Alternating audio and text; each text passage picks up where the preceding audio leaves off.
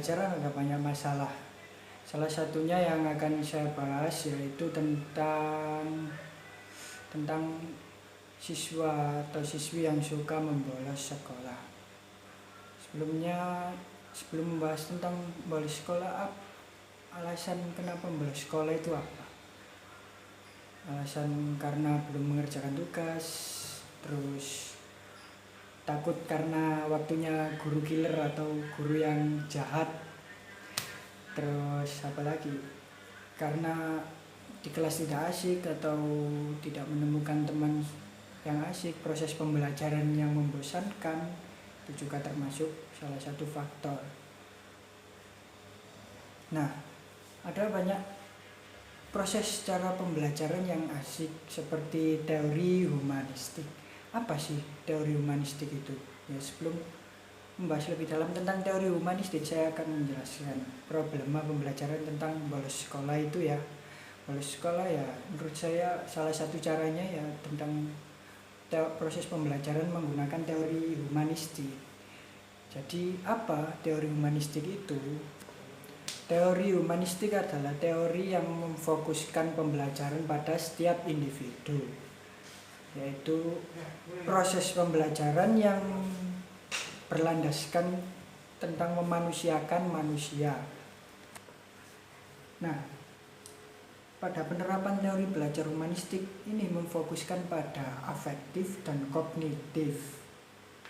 Nah, bila diuraikan, kognitif ini berarti proses pemahaman ilmu pengetahuan, ya seperti contoh bab pelajaran yang ada di sekolah. Nah, sedangkan tentang afektif merupakan faktor kehalusan perasaan dan mental yang harus ditingkatkan kepada setiap siswa atau individu. Nah, ini salah satu contoh alasan siswa membolos sekolah ya karena kurang kehalusan dari seorang guru seperti guru killer. Jadi seorang siswa itu takut untuk pergi ke sekolah.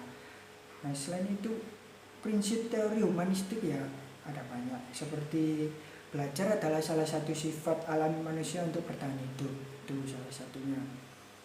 Untuk kedua, aktivitas belajar akan menjadi bermakna jika yang dipelajari pembelajar memiliki koneksi dengan kehidupan nyata atau kehidupan sehari-hari. Nah, ini kadang-kadang seorang siswa itu juga jenuh karena membahas tentang mata pelajaran yang kurang mengena tentang kehidupan sehari-hari. Jadi bagaimana seorang guru itu pembawaan mata pelajarannya akan menjadi asik itu.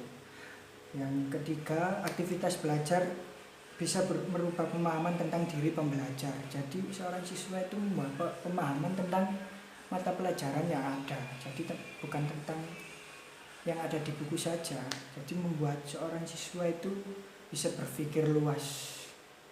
Selanjutnya, penyesuaian dalam belajar akan cepat dipahami bila permasalahan yang ada di luar siswa bisa dikuranginya itu. Jadi siswa itu dilarang jadi tidak ada kendala masalah dari luar seorang siswa yang dibawa ke dalam sekolah itu tadi. Selanjutnya itu membelajar akan tenang dan mudah memahami dalam belajar ketika lingkungan dalam dan luar dalam kehidupan aman.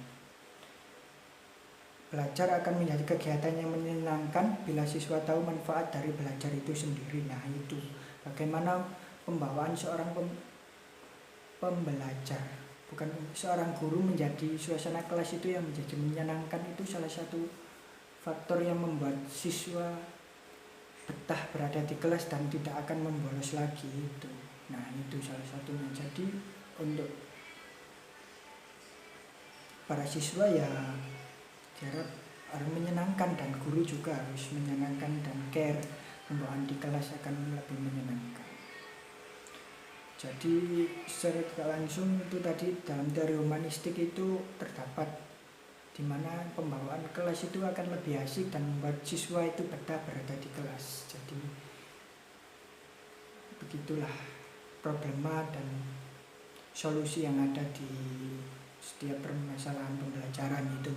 Sekian dari saya, apabila ada salah kata perbuatan saya mohon maaf. Wassalamualaikum warahmatullahi wabarakatuh.